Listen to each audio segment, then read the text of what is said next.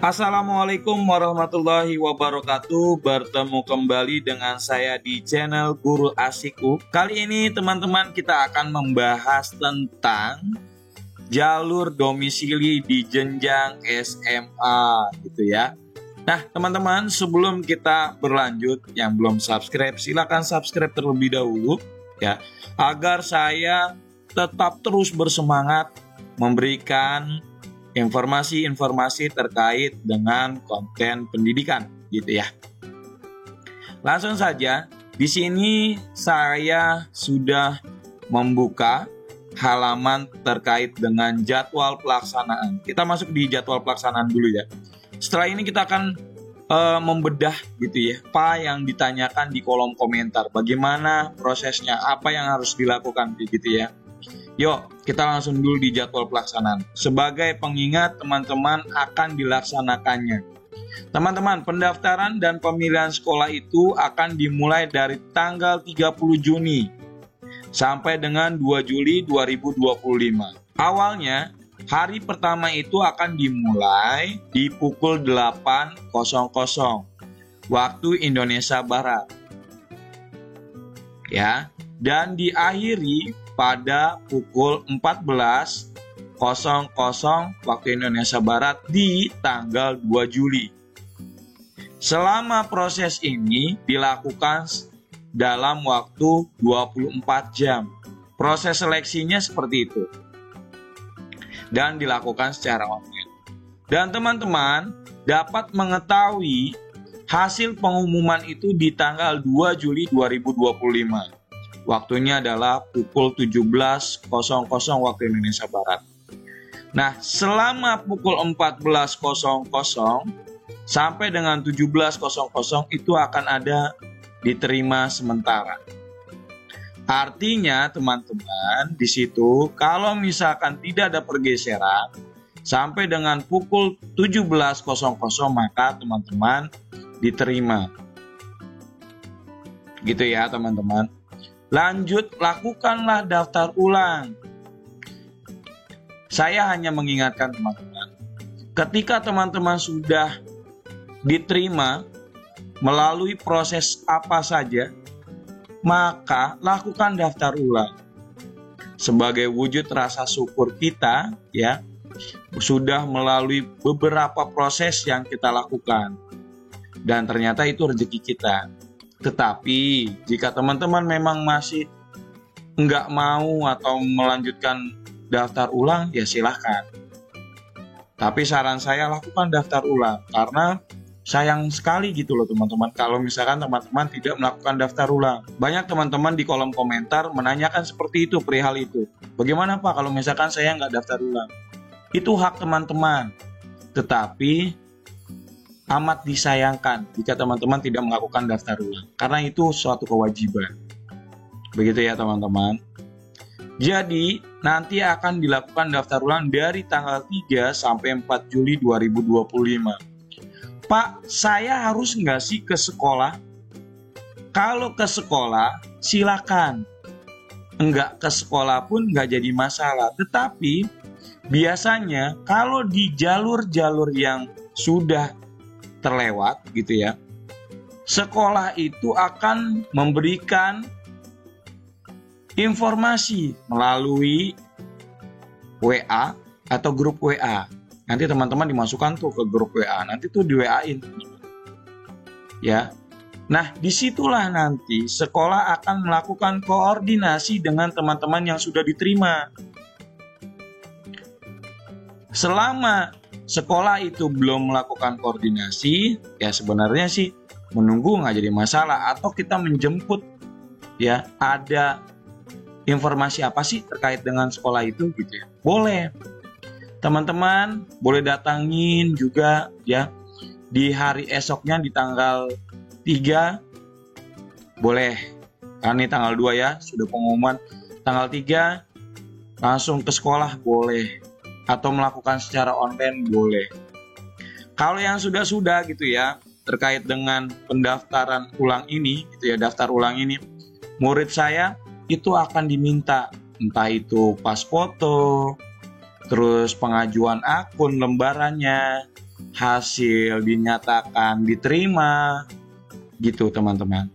Jadi kalau misalkan ada sekolah yang minta untuk ke sekolahnya, ikuti aja, gak jadi masalah. Toh juga nanti teman-teman juga mendapatkan informasi terkait dengan MPLS untuk masa pengenalan ya sekolah untuk teman-teman yang memang diterima di situ. Oke teman-teman, kita bahas bagaimana sih peluang besarnya kita. Teman-teman, ini ada di jenjang SMA. Berarti terkait dengan juknis yang ada di sini ya. Yang pertama di domisili itu adalah prioritas 1, 2, dan 3. Tetapi teman-teman jangan lupa di bawah sini ya, ini ada catatan kemampuan akademik berdasarkan rata nilai rapor 75% dan persentil rata nilai rapor 25%. Sebelumnya di bagian afirmasi sudah membahas terkait dengan kemampuan akademik ini. Pak, berarti nilainya saya kalau kecil gak bisa dapat dong Pak. Belum tentu. Kita nggak tahu. Barangkali waktu teman-teman tergeser, ingat nih ya teman-teman nih. Waktu teman-teman tergeser di bagian afirmasi, pesaing teman-teman yang memiliki KJP gitu ya, itu sudah pada diterima. Nah, teman-teman yang kegeser nih. Dan kemungkinan besar teman-teman bisa berada di sekolah yang teman-teman tuju. Pak, tapi saya tergeser juga. Berarti teman-teman belum rezeki. Itu masih ada tahapan lagi. Nanti kita bicara. Ya. Nah, teman-teman, di sini kita punya peluang tinggi terkait dengan kuota yang ada di SMA, yaitu 35%. Kalau teman-teman nggak memiliki KJP kemarin, terus juga nggak bisa ngikut di jalur afirmasi, nih saatnya teman-teman untuk mengikuti di jalur domisili. Pak, percuma, nilai saya tinggi tapi saya kalah dengan yang ada di prioritas pertama. Sedangkan saya di prioritas ketiga. Teman-teman, jangan pernah putus asa. Lakukan terlebih dahulu sebelum ada pengumuman hasil di hari terakhir. Pak, bagaimana dengan nilai saya? Apakah saya layak untuk masuk ke sekolah itu? Lihat teman-teman, di tanda bukti teman-teman pengajuan akun itu ada nilai rapor pendidikan, rata nilai rapor, dan persentil rapor. Gitu ya. Nah, teman-teman yang akan digunakan di sini adalah rata nilai rapor. Bagaimana tadi yang di sini? Kita akan kalikan 75%-nya. Kalau saja kita hitung 80,93 dikalikan 75%, maka hasilnya 60,69. Jelas ya? Sedangkan untuk persentil nilai rapor 60,00 dikalikan 25%, maka hasilnya adalah 15. Kalau kita akan jumlahkan terkait dengan rata nilai rapor dan persentil nilai rapor, maka di sini akan ditemukan dengan nilai 75,69. Pak, nilai segitu saya nggak bisa masuk. Bagaimana caranya? Kalau nilai segini nggak bisa masuk, ya teman-teman jangan kekeh atau pengennya maunya satu sekolah itu aja. Nggak bisa begitu teman-teman. Ketika teman-teman ngebuka, ya di situ sudah langsung terlihat teman-teman masuk di jalur domisili, ya, masuknya ke wilayah prioritas berapa. Di situ udah ada jelas. Nah, teman-teman tinggal melihat kita masuknya adanya di mana. Di sini masuk atau enggak, di sini atau masuk atau enggak, pilihan pertama masuk atau enggak, 2, 3, boleh dicek. Boleh dicek. Karena ini dimulainya adalah kemampuan akademik, ya, kemampuan akademik gitu ya. Nah, teman-teman silakan hitung dulu berapa nilai kemampuan akademiknya.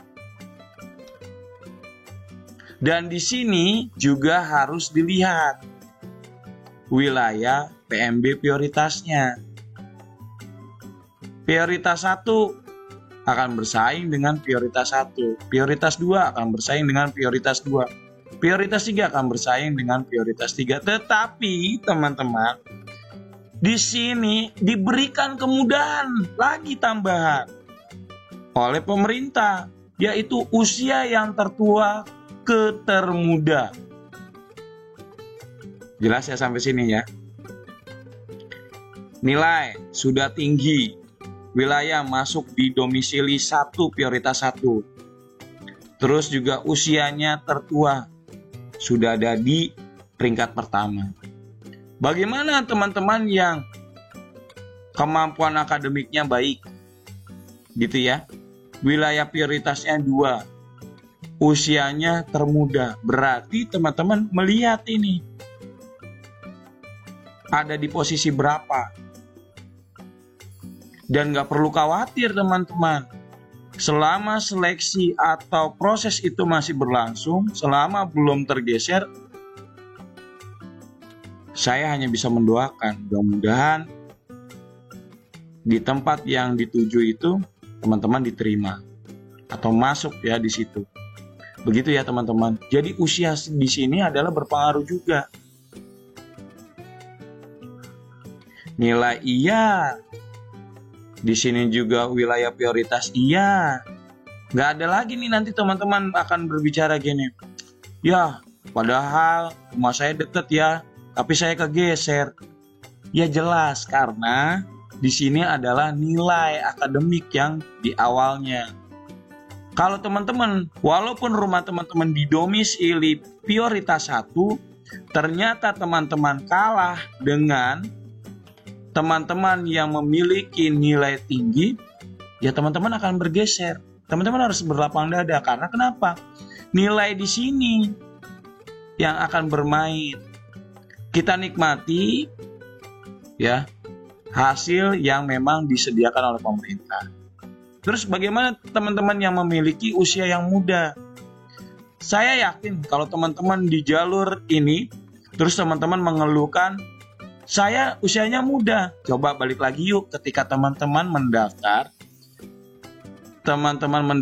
di jenjang SMP. Pasti teman-teman juga usianya paling muda di situ. Kalau bisa masuk negeri gitu ya. Nah, kekhawatiran itu muncul kembali. Karena kenapa? Iya, karena persaingannya itu. Nah, persaingannya kalau kemarin teman-teman itu ada di jalur 1, 2, 3 di SMP gitu ya. Nah, sekarang harus bersaing lagi dari beberapa wilayah yang memang masuk ke dalam lingkaran domisili prioritas di SMA. Harusnya teman-teman sudah siap nih. Karena kenapa?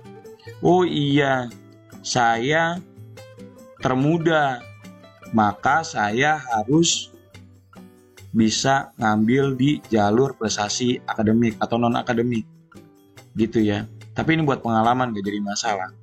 Bisa di-share atau disiapkan untuk putra-putrinya yang nantinya akan mengikuti jenjang yang seperti ini juga. Jadi dipersiapkan ketika ada lomba, ketika ada kegiatan di sekolah terkait dengan OSIS, kepramukaan, hafiz gitu ya. Silakan diikuti teman-teman. Agar kenapa? Yang usia muda bisa mengambil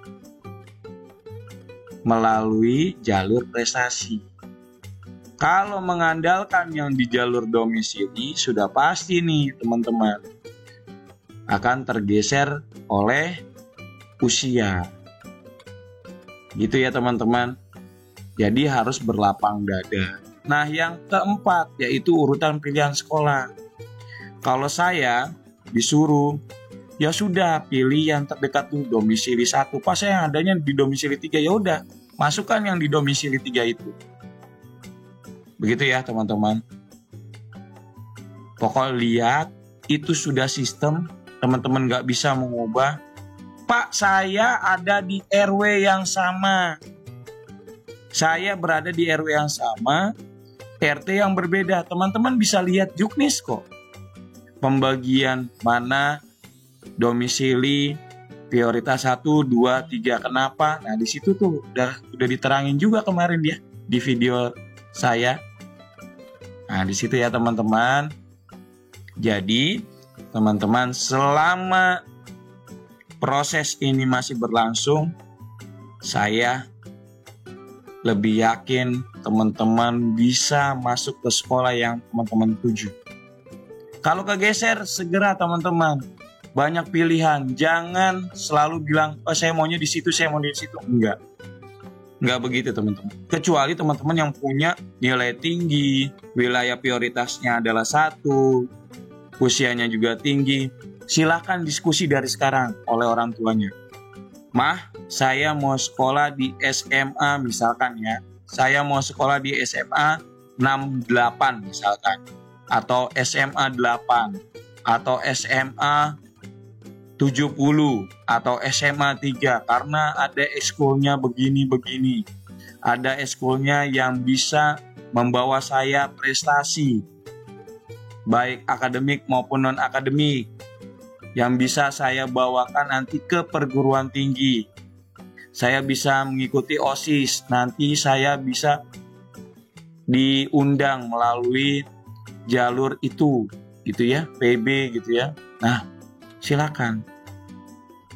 Oke teman-teman, jadi kalau yang punya sudah yakin berada di atas, ayo sekarang pilihannya adalah diskusi sama orang tua. Jangan sampai ada ya dari teman-teman bilang, saya sih terserah mama.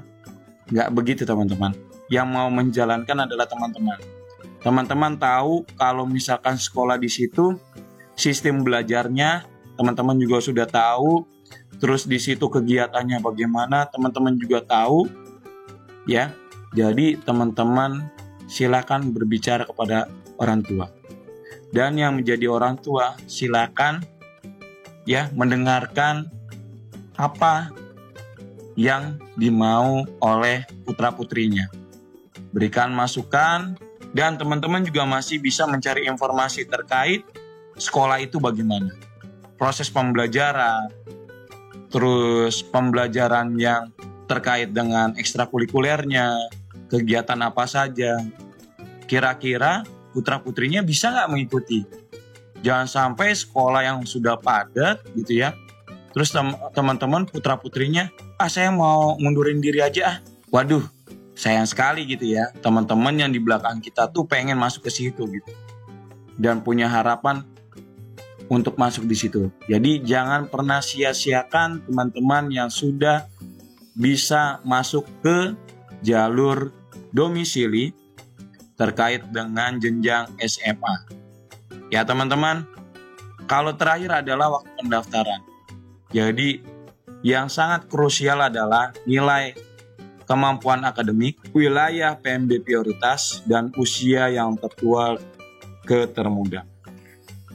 Pesan saya terakhir adalah daftar, ikuti dengan sabar proses seleksinya. Saya yakin teman-teman bisa diterima di sekolah pilihannya. Jangan dengarkan kata-kata yang negatif, tetap berpikir positif. Kalau memang rezeki teman-teman berada di situ, gitu ya, maka Allah mudahkan. Tetapi kalau bukan rezekinya ada di situ, maka Allah akan ganti yang terbaik, mungkin bisa di tahap kedua. Tetap semangat teman-teman, jangan lupa ya, yang belum silakan subscribe karena ada konten-konten pendidikan selanjutnya gitu ya dari channel Guru Asikku. Gitu ya teman-teman. Dari sini saya akhiri, kurang lebihnya saya mohon maaf. Assalamualaikum warahmatullahi wabarakatuh.